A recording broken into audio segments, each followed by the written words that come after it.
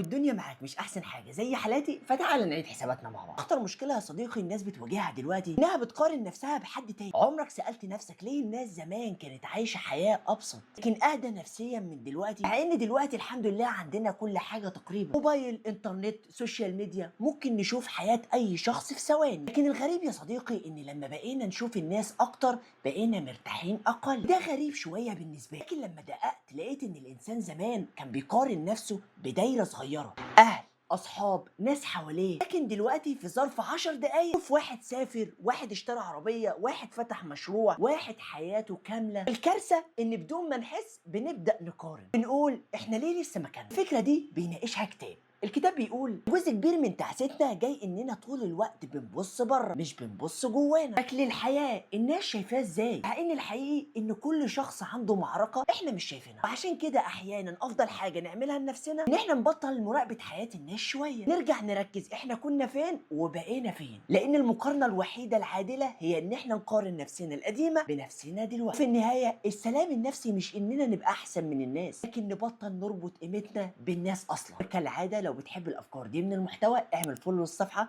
واستنى الفيديوهات اللي جايه لانها هتغير فكرك باذن الله. سلام.